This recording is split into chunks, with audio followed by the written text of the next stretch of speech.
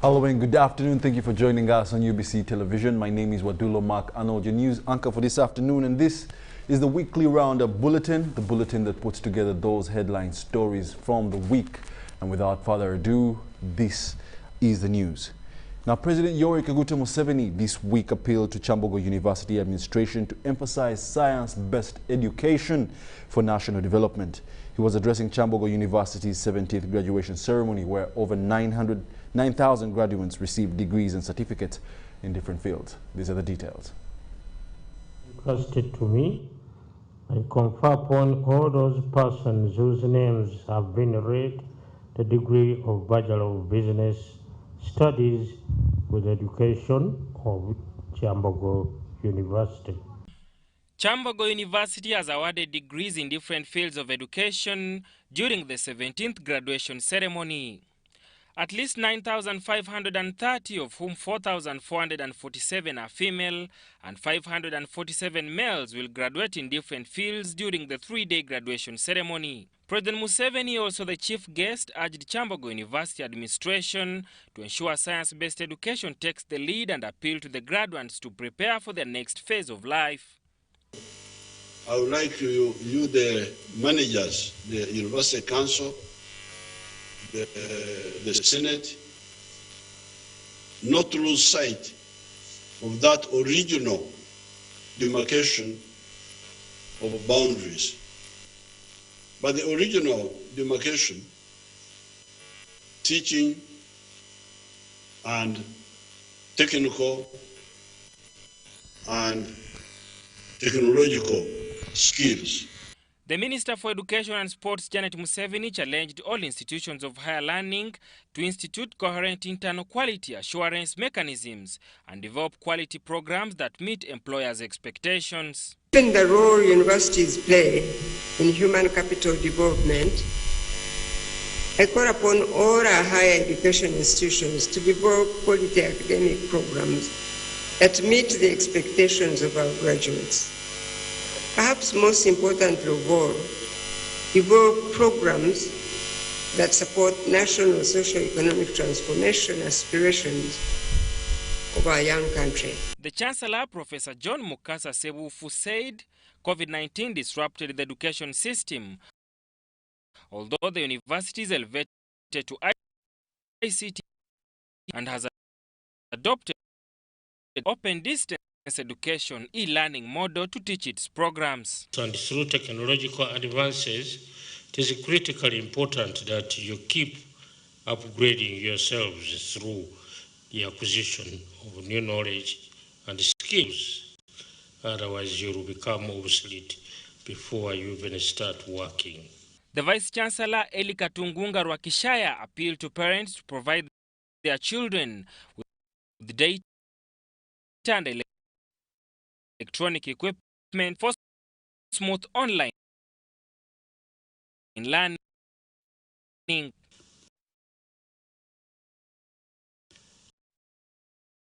As I already mentioned, the university has invested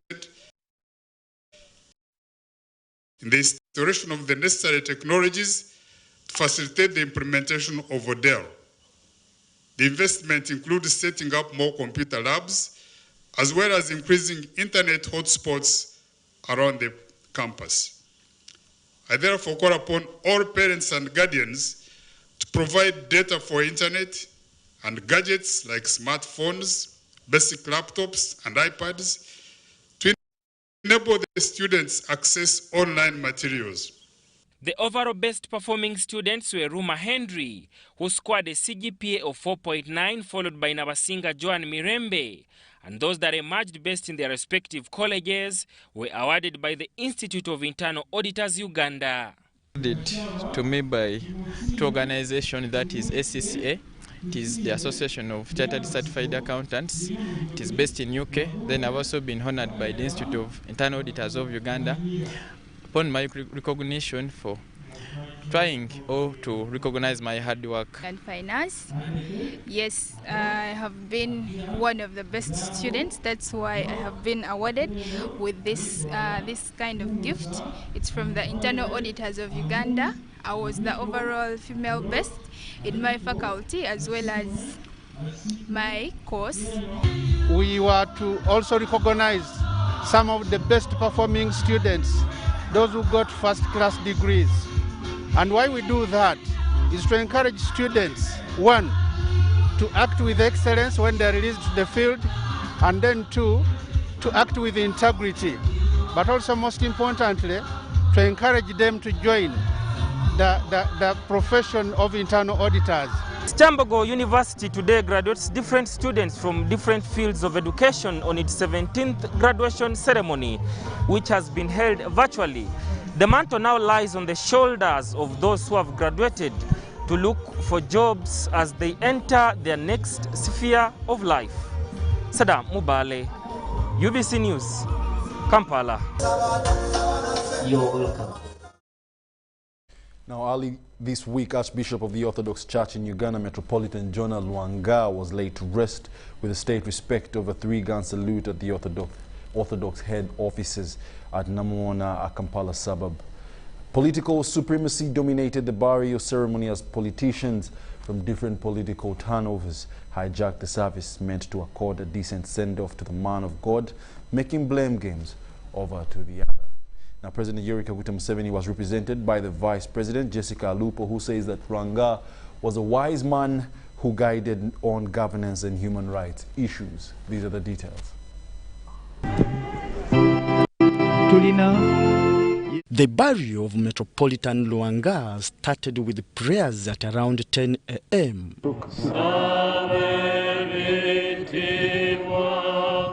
The prayers were led by the Archbishop of the Orthodox Church of Kenya, Makario Stillrides. Personally, I worked with the late Archbishop Jonah for over 10 years. President Museveni, who was the chief mourner in a speech read by the Vice President, retired Major Jessica Alupo, says Luanga was an experienced and wise leader.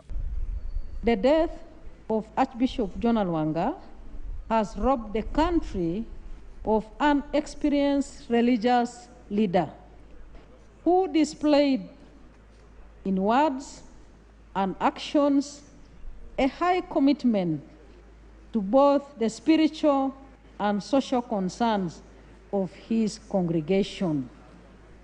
Under his able stewardship, the Orthodox Church in Uganda has attained a sizable membership of and contributed to the socio-economic transformation of Uganda.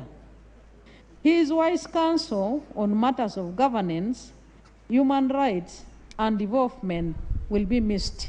The president also pledged to meet the Orthodox leaders from Uganda and those from Alexandria in Egypt. The King of Buganda, Ronald Mutebi, was represented at the burial by Katikkiro of Buganda, Charles Peter Mayiga. He said Luanga was a consistent leader and loved humanity. From his deeds, it was evident that he loved humanity. While we are urged to love God, I think it is futile to claim to love God when you don't love humanity. And the reasoning is simple. We live with fellow human beings. We see them every day. God is in our midst, but we don't see him. And finally, Archbishop Luanga could be trusted because of being consistent, because of loving humanity. It was very easy to trust him because he exuded.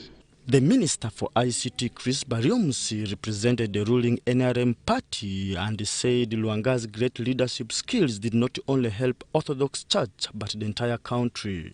We would like to thank him for his outstanding achievements as a leader of the Orthodox Church and broadly as a leader in this country. The leader of opposition in parliament, Matthias Mbuga, remembered Luanga for being a vocal person. Well, as we do mourn and miss him dearly, we are so thankful that for the time we lived, observed, and followed him, he was the true shepherd. Presidents of political parties for NUP, Robert Kyagulanyi Ssentamu, and that of ANT Mugisa Muntu were also part of the mourners that attended Lwanga's burial. Kyagulanyi urged the Christians to carry on the legacy of Lwanga of being outspoken.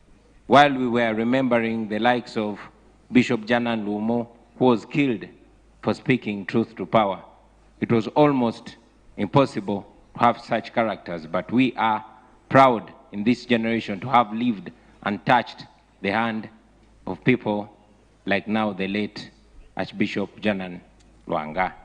Theodoros Kubo, who is not only a member of parliament but also a member of Orthodox Church, commended the government for facilitating Lwanga's burial process from Athens to Uganda. And particularly you, Your Excellency the Vice President, you chaired the first meeting. When you heard the passing of the Archbishop, she chaired the first meeting. And where we had Honorable Chris Baryomunsi here, we had Honorable Taiwa, who is the government chief whip. We had Honorable Chiriwa Chiwanuka, the Attorney General, and the technical staff. So we want to thank you. I want to thank you so much for making sure that in spite of his hard words, he had hard words, you must concede, but you never closed the door. Lwanga was buried at 3 p.m. with a 3-gun salute amidst tears. Philip Aguta, UBC News in Kampala. The Minister of State for Teso Affairs, Dr. Kenneth Angalo Obote, was this week scheduled to carry out a familiarization tour and inspection of government projects in his area of jurisdiction, but was held back by flooded roads. Dr. Angalo's inspection and tour of Alele's bridge that connects Ngora to Palisa district was not possible due to the flooded Kubin-Koidike road.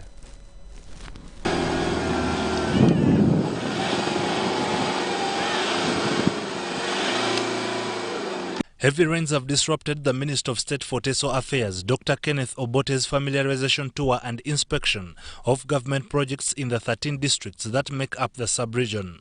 While in Ngora district, the minister could not inspect the works on the Alele's bridge that connects Ngora to Palisa district due to the flooded Kobuin-Koidike road. The Ministry of Works is already working on a bridge ahead. The challenge now remains this road, which is a district road, but which obviously is beyond the capacity of the district to handle. The area local leaders want the road elevated to central government to avert future shoulder work by contractors. At the moment, the poor works on the road has caused over flooding, which has damaged crops at the nearby gardens. The flooded and slippery roads could not allow the minister to proceed to an incomplete bridge that has taken ages. He, however, managed to inspect Gawa small-scale irrigation scheme and Kapuai Women's Livestock Rearing Group in Ngora district. The minister was informed that the lockdown has partially affected marketing of the produce that is generated from Gawa small-scale irrigation scheme. Because like here in Ngora, we have colleges, secondary schools, hospitals, those are running. But especially the secondary schools and the colleges were our biggest consumers of what? Of the vegetables, tomatoes, cabbage, onions, green pepper, and the rest eggplant. While in Kapelabyong district, emotions flared amongst the local leaders that some of the opposition district councillors have filed a petition protesting the appointment of the new district service commission. We will be so disappointed if public service listens to the petition from those who did vote for the president. That will be extremely disappointing.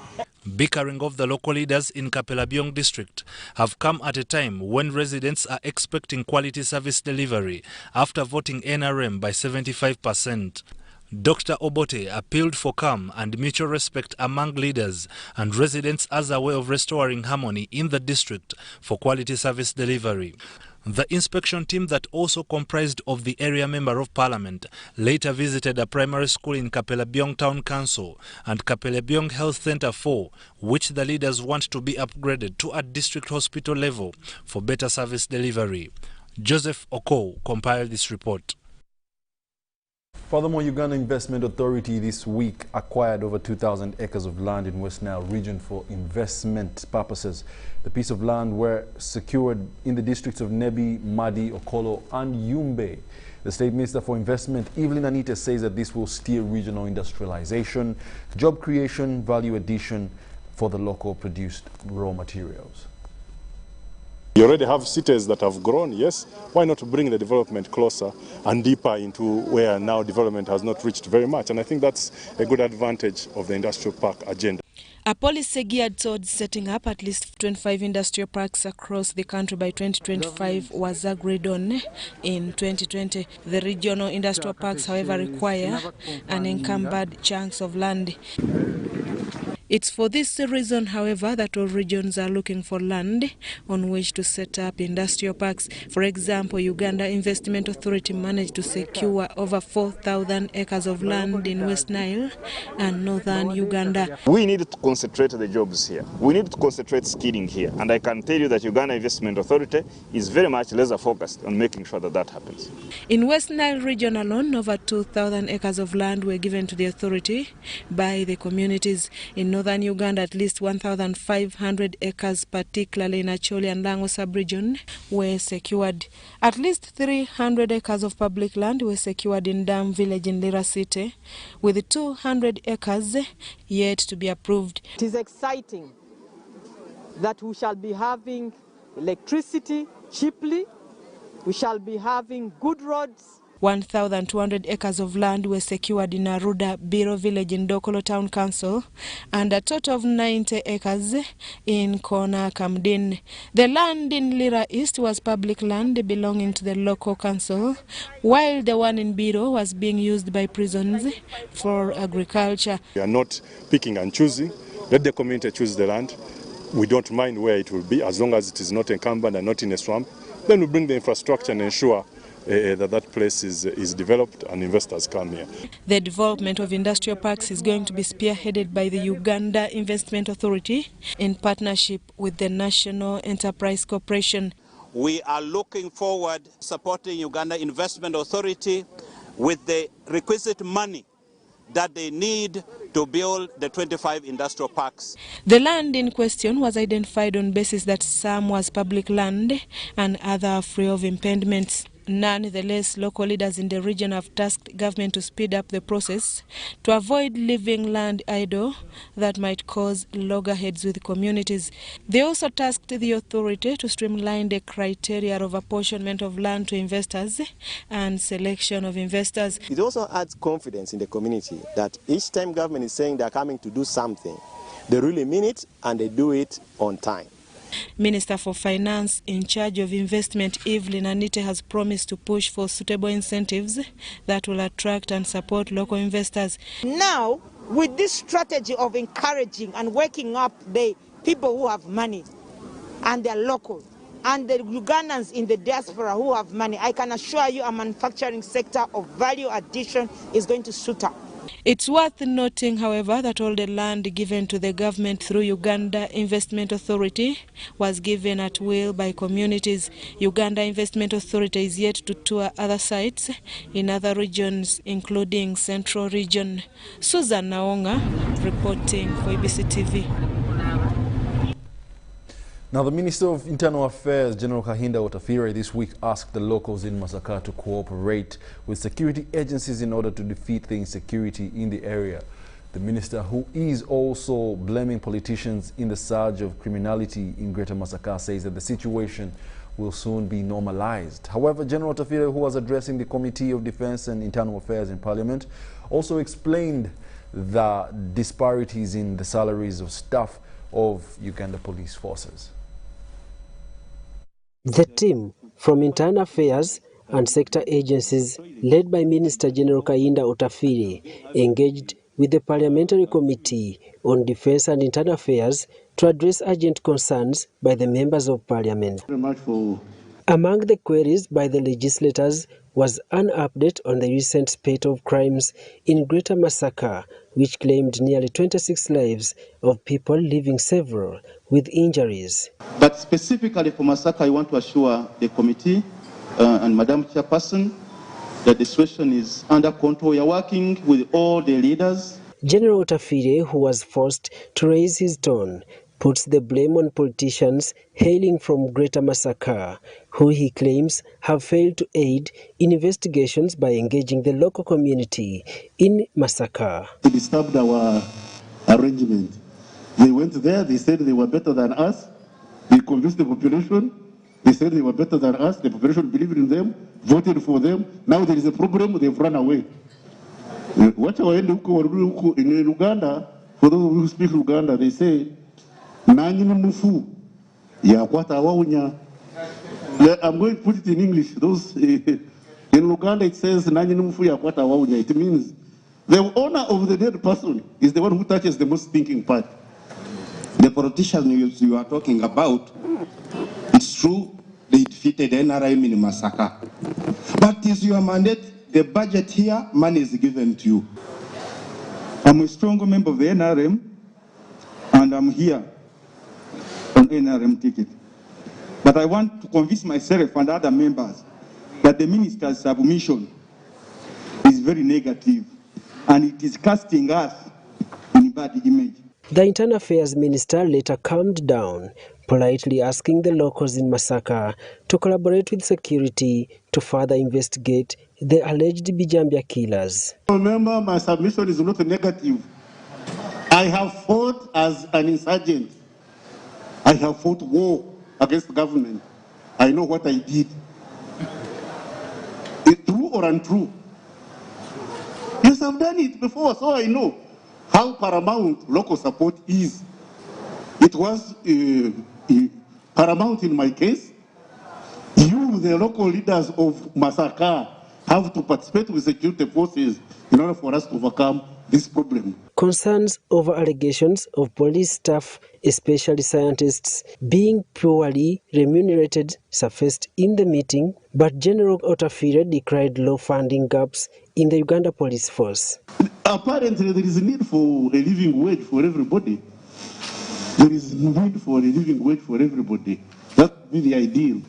But as it is now, the country does not have the adequate resources to give a living wage, but we shall try to manage to see how to balance. Daniel Mugoya and Gloria Gitabinji, UBC News. What you've done with. In another development, government is committed to deliver reliable electricity supply to West Nile region and especially into Arua city that has for decades suffered from power shortage. The Minister of Energy and Mineral Development, Ruth Nankabira, this week said that the construction of the 133 kilowatts Olweo Power Dam station in Nwaya district is in the erection, and the power pylons is the initiative geared at ensuring that the West Nile is free from blackouts come 2022. I think that's one thing. Then we have 3.5 megawatts of hydropower installed at Nyagak. Now, that one, the 3.5 is the maximum. The intermittent electricity supply is frustrating developmental projects and the social and economic growth of the West Nile region, and especially the bustling Arua city, which neighbors South Sudan and the Democratic Republic of Congo. This state of affairs has been criticized by the residents and political leaders. It's technical to see Wenreko out of West Nile. I can assure you, I myself and Madame Zilia here, she knows each and every page of that contract. We expect a full answer from you tomorrow for the people of West Nile. Why Wenreko is still here? Electromax and West Nile Rural Electrification Company, Wenreko, are blamed for the power crisis. So if the issue of fuel shortage is solved, so Minister, you are here, the engineer Zilia is here, so let us have that problem solved. Then Madame Zilia will task me as an operator to perform. It is on this backdrop that the Minister of Energy and Mineral Development with top energy sector government officials have been in the West Nile region. Arrangement on the ground right now, there are two things. One, we have to make sure that Electromax can generate power constantly by using HFO, diesel, and then by also making sure that we energize this transmission line, which we have just seen. So they are likely to have power earlier than the date of commissioning of Karuma. That is if we sort out the technicalities here. Uganda Electricity Transmission Company says the multi-million-dollar project aimed at lighting up the entire West Nile region and Acholi sub-region is on schedule. Oruyo is at 87% completion,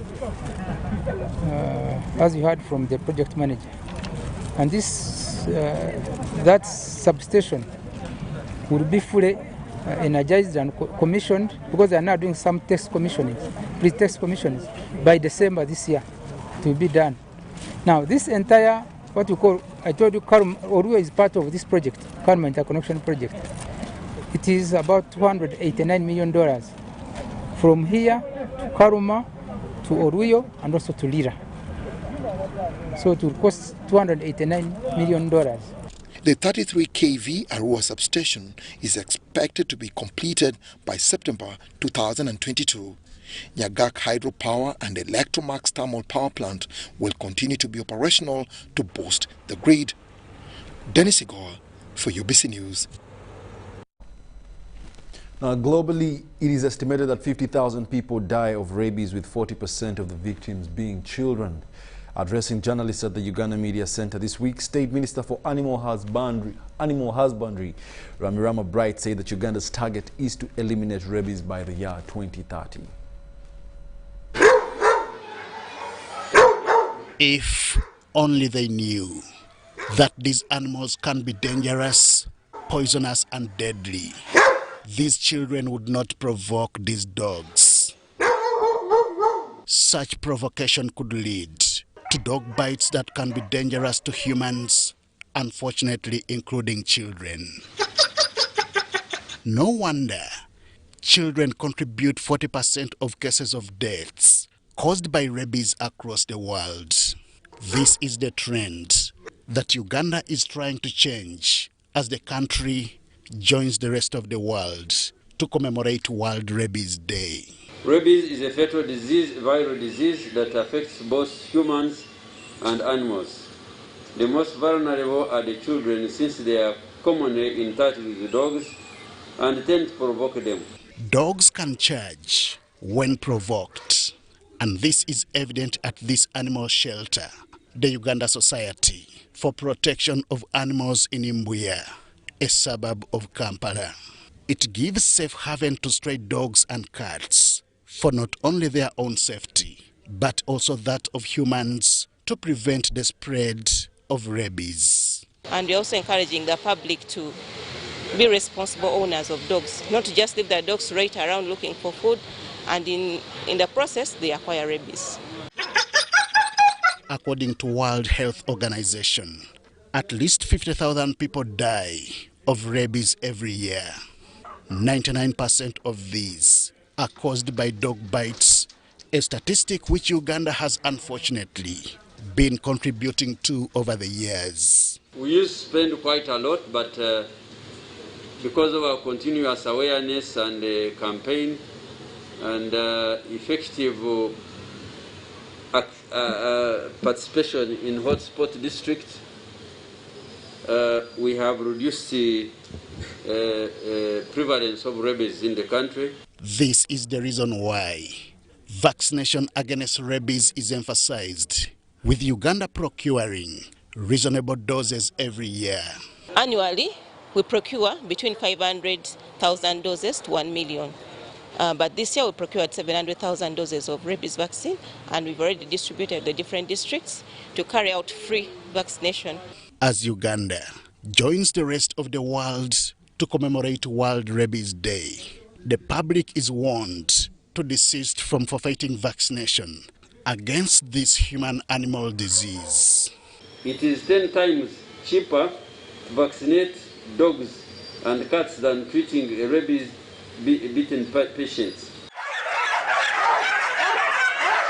Reports indicate that cases of rabies have gone down in Uganda, with only a few districts affected, including Amuru, Mbarara, Mbale, massacre and Arua, among others. The commemoration programmed to be held in Arua on 28 September 2021 will be observed under the theme, Rabies, Spread Facts, Not Fear. Henry Okurut, UBC. Furthermore, Kampala Capital City Authority and the Ministry of Health this week conducted a vaccination exercise for border riders in the city. Now, this followed a presidential directive that all eligible persons go for vaccination against COVID-19, and among the beneficiaries have been the safe borders. Let's take a look. Priority population is vaccinated. And as you saw, we are targeting end of December to have vaccinated, to have used the 12 million vaccines, which as we saw, would have vaccinated 6 million people, without including the 600,000 that are already vaccinated or on the way being vaccinated. Over 10,000 safe border riders have embraced President Yoweri Museveni's directive that all Ugandans be vaccinated. The exercise has been held at Safe Border Academy, Chevando. The exercise to vaccinate border riders has been spearheaded by Kampala Capital City Authority at Kawempe Sub-County. Dr. Kenneth Charles, the surveillance focal person, Kampala Capital City Authority, thanked government for bringing services to the people. Realized that the eligibility was 50 years and above. That was not because the people are not eligible, but because of the doses that the government had received.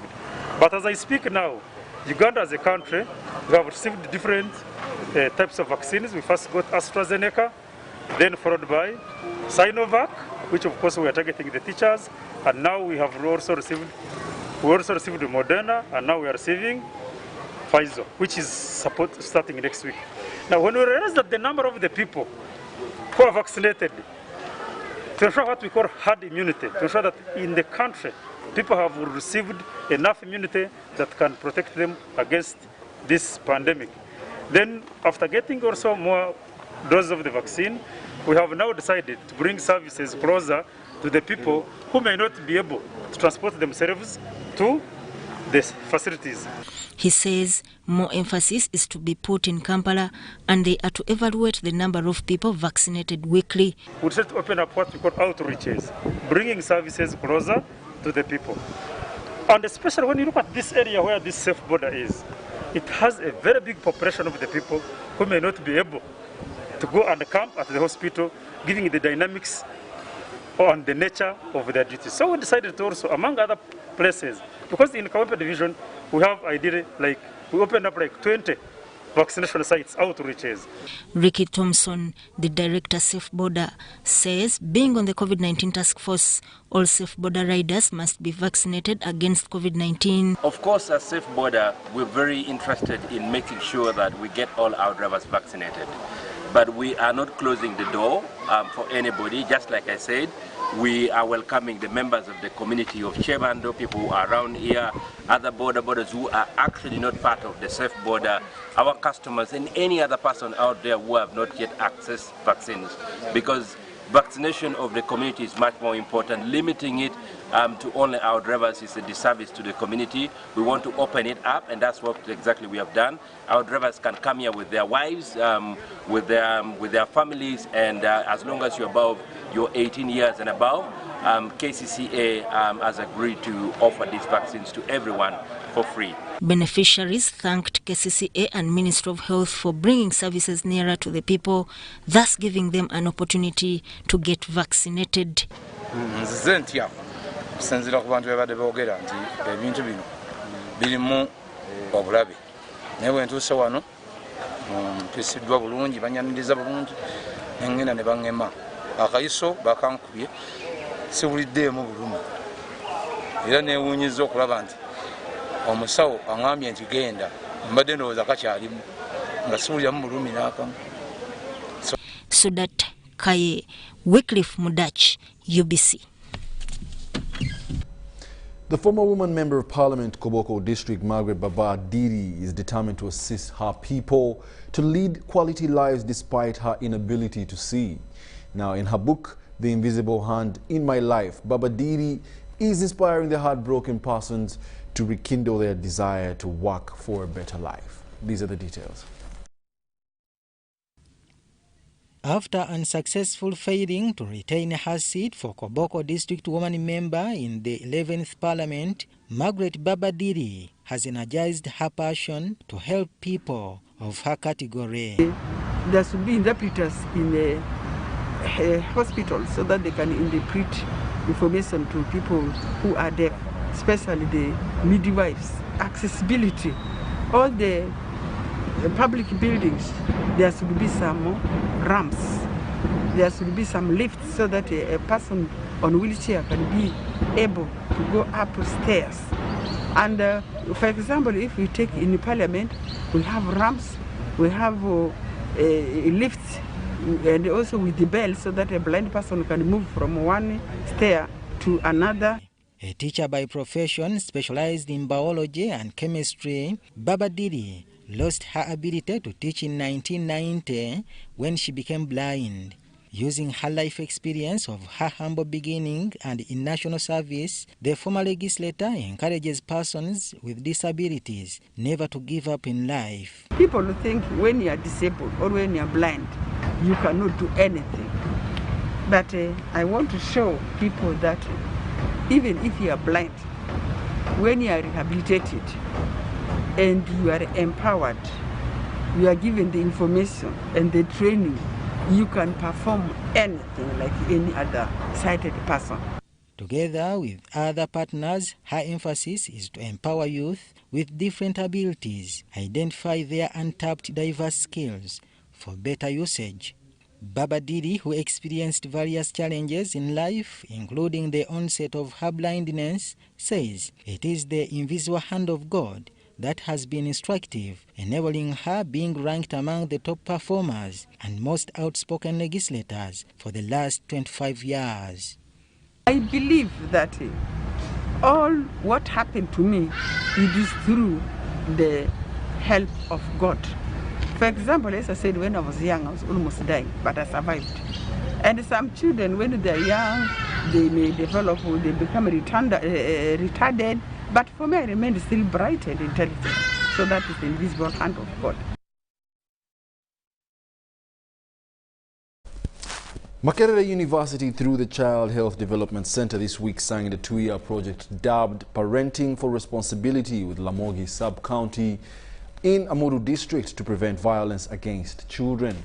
Now, through the project, the Child Health Development Center is charged with training and skilling parents, opinion leaders and leaders on good parenting and child upbringing, violence-free societies, family relationships.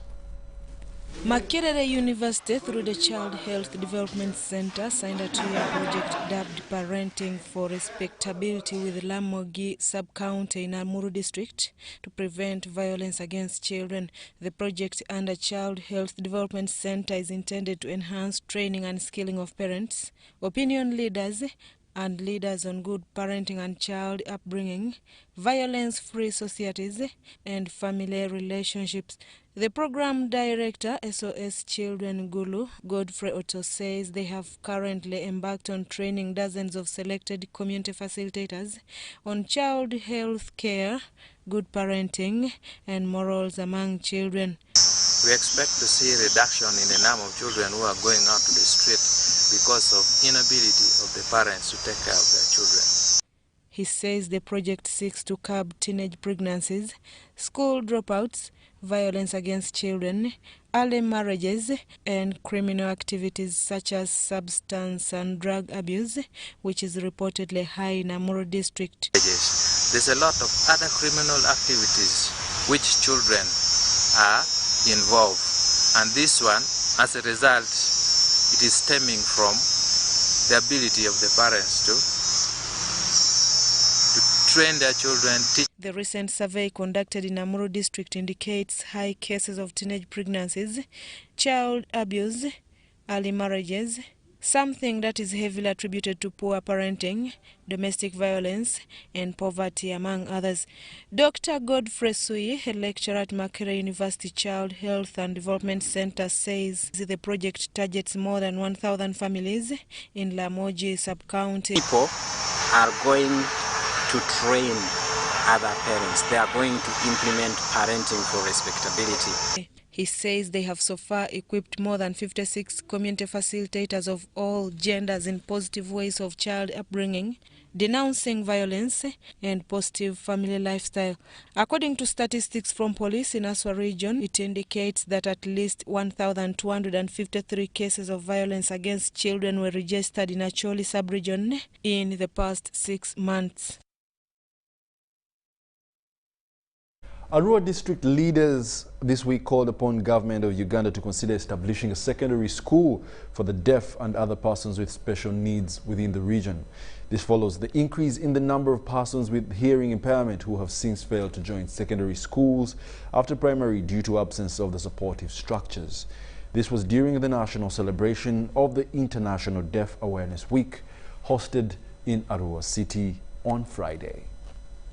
Arua district leaders have asked government to consider establishing a secondary school for the deaf and other persons with special needs in the region. According to the Member of Parliament for Arua City Central Division, Jackson Atima, most persons with hearing impairment stop in primary 7.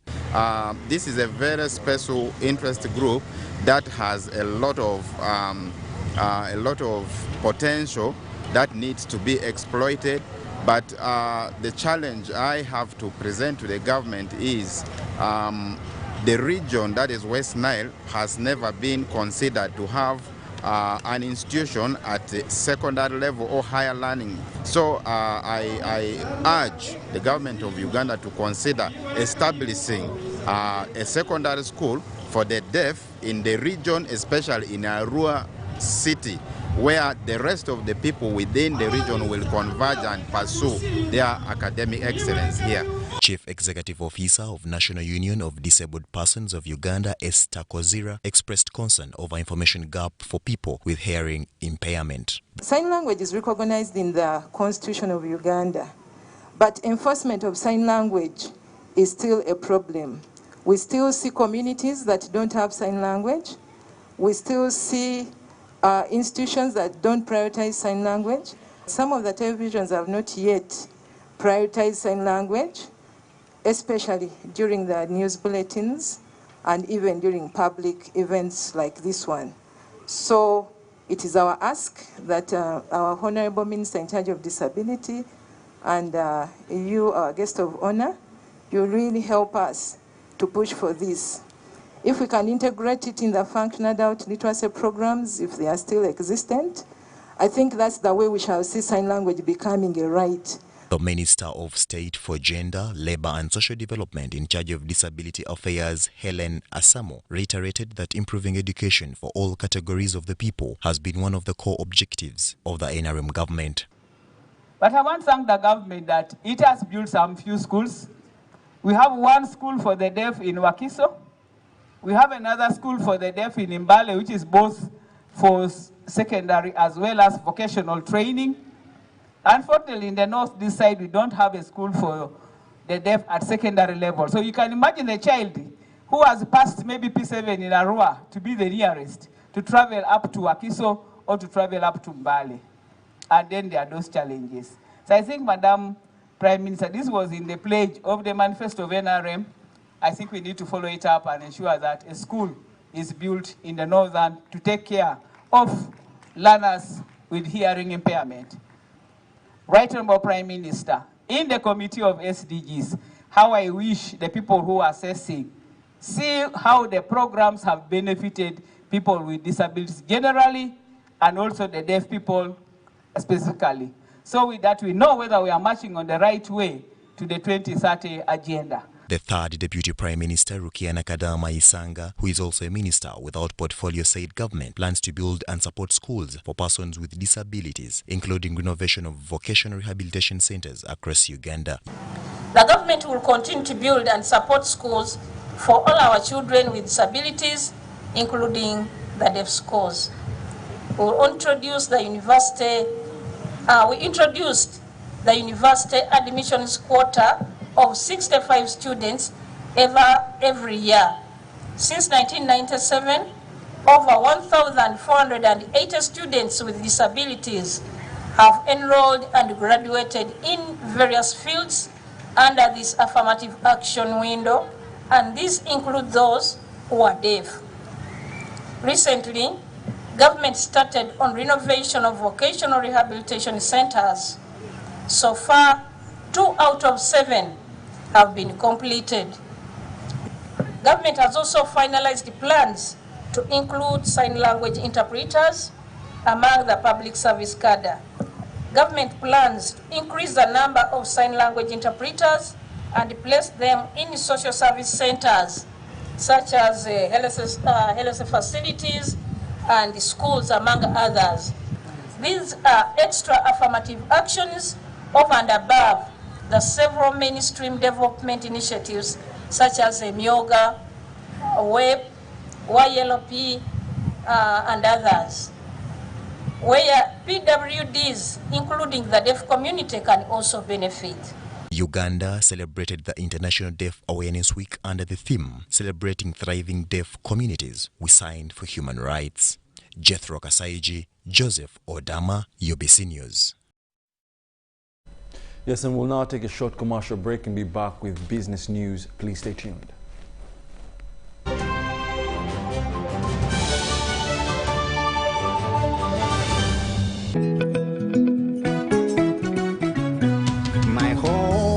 I smile when I think of you, Uganda, my home. My home, I dance when I look at you, Uganda, my home. Oh, my Uganda. I know, with you I'll always stay forever. I know, because I feel that we belong together, my home.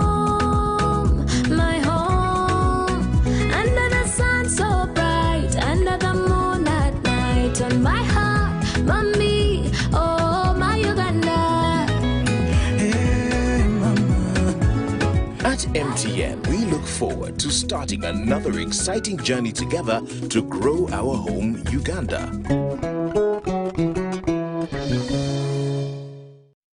Getting GoTV was the best decision James has ever made. Finding a good place to watch football was never easy, but it was costly until James discovered something big.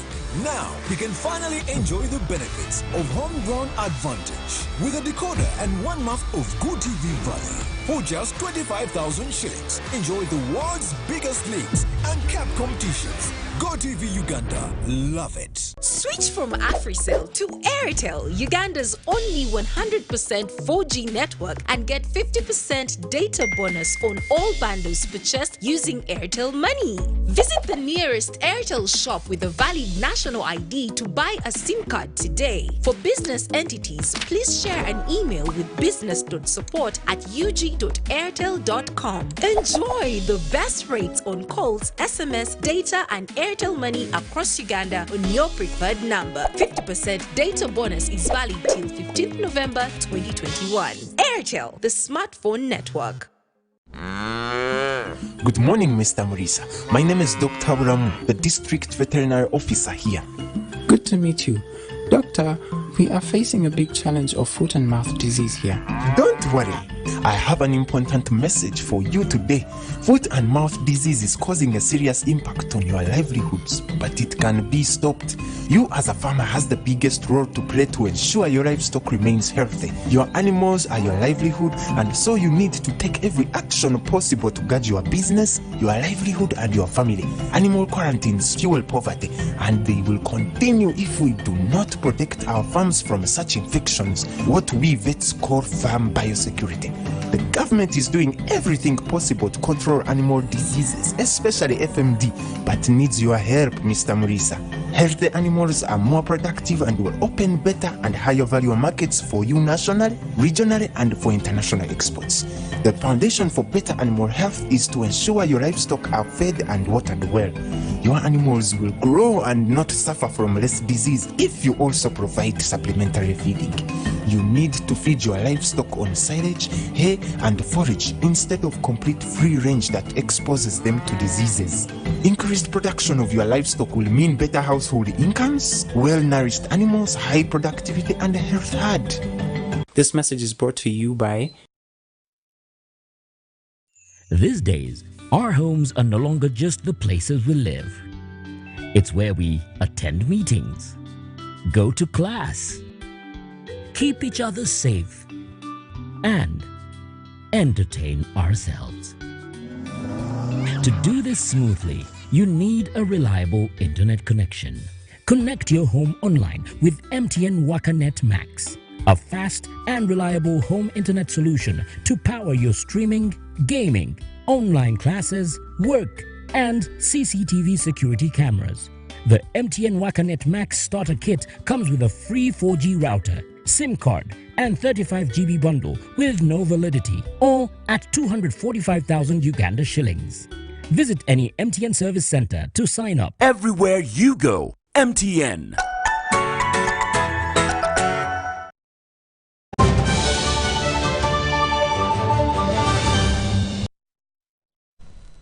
Welcome back. You're still watching the weekly news roundup here on UBC Television, broadcasting live from Nile Avenue, also on YouTube under the name tag UBC Television Uganda. In the world of business now, the week-long Africa by Nile Biosciences Communications Conference has ended with a call on African leaders to embrace tapping into the benefits of modern technology to transform the agricultural sector. Now, this call comes at a time when Africa is facing a challenge of pests and diseases that are threatening the agricultural sector. More details on this story. The Africa Biennial Biosciences Communication Conference ran simultaneously virtually in 5 African countries: Uganda, Kenya, Ethiopia, Malawi, and Nigeria, on the theme Accelerating Africa's Biotechnology Tipping Point, Taking Stock and Celebrating the Gains. The conference attracted a number of agricultural scientists to share experiences and prospects for Africa's agricultural sector. The conference emphasized the need for African countries to design communication strategies to popularize the biosciences innovations in Africa.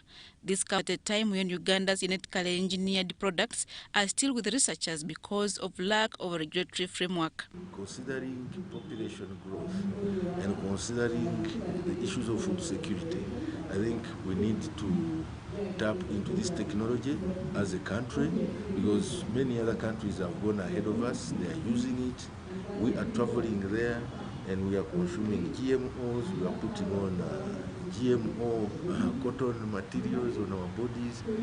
The law will in the future be in place. Government is waiting to bring on board the skeptics, those anti-science people, to bring them on board so that we don't leave them behind. Otherwise, we know, we are sure, we've been assured by government that they support our efforts. After all, that effort I've described is largely supported by Uganda government. The project, when we started, was initiated by His Excellency the President of this country, and he still supports the effort. We know the law will be there. The conference recognized long-serving agricultural scientists, and in Uganda, the Director, National Agricultural Research Laboratories, Kawanda, Professor Wilberforce Tushemerere, was recognized for the excellent work in banana research. We are working on a number of traits, but our most advanced is on biofortification with provitamin A. In this technology, we've picked the gene responsible for provitamin A from another banana that doesn't breed with our East African highland bananas, and we've inserted it into our most popular banana varieties, and they now produce more provitamin A, which the population needs.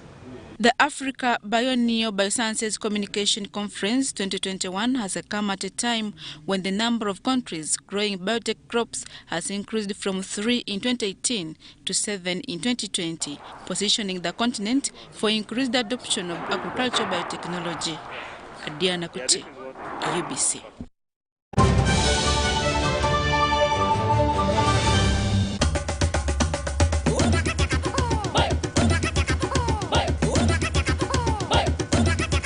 Experience 100% 4G speeds across Uganda with the Airtel 4G Pocket Wi-Fi available at 123,000 shillings only. It comes with a backup battery and 15 GB free for 1 month. Visit the nearest Airtel shop, device selling shop or Airtel online shop. www.airtel.co.ug/broadband-discover. Airtel, the smartphone network. Getting GoTV was the best decision James has ever made.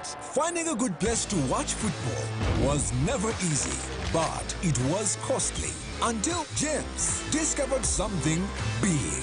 Now he can finally enjoy the benefits of homegrown advantage with a decoder and 1 month of GoTV value. For just 25,000 shillings, enjoy the world's biggest leagues and cap competitions. GoTV Uganda, love it. My home, I smile when I think of you, Uganda. My home. My home, I dance when I look at you, Uganda. My home, oh my Uganda. I know with you I'll always stay forever. I know, because I feel that we belong together. My home, under the sun so bright, under the moon at night, on my heart, mommy, oh my Uganda. Hey, mama. At MTN, we look forward to starting another exciting journey together to grow our home, Uganda.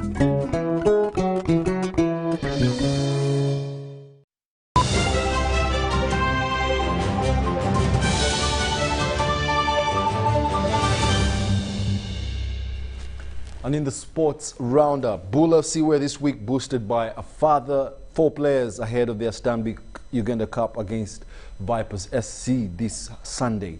It should be noted that Bull FC had only 13 players available, dispatching Express FC at the semi-final stage. FC will this Sunday play its first ever Uganda Cup final against Vipers SC at the FOFA Technical Center in Angalo. Bull, that played its semi-final against Express FC with 13 players, has been boosted by 4. And serious, I have 4 more new players on the team. 2 players were suspended because of yellow cards, so they are back on the team. The other 2 missed the tests, the COVID tests. They are being tested now here at FOFA. So I have 4 more new players on the team. So I think we shall be, now the squad will be at least bigger. The players now available for Coach Alexis Abidi are Richard Wandiaka, Simon Peter Okech, Walter Ochola, and Hamis Tibita.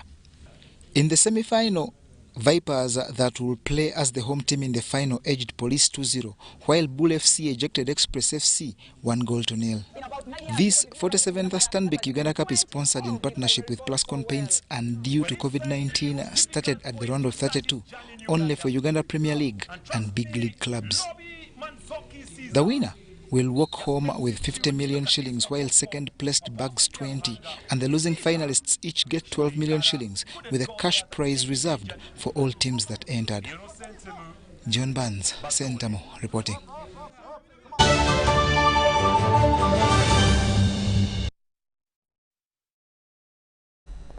Well, and that brings us to the end of our weekly Roundup News Bulletin. Thank you for being a lovely audience. My name is Wadulo Mark Arnold. Please stay tuned for more news in our subsequent bulletins. Enjoy your Sunday afternoon and see you next time.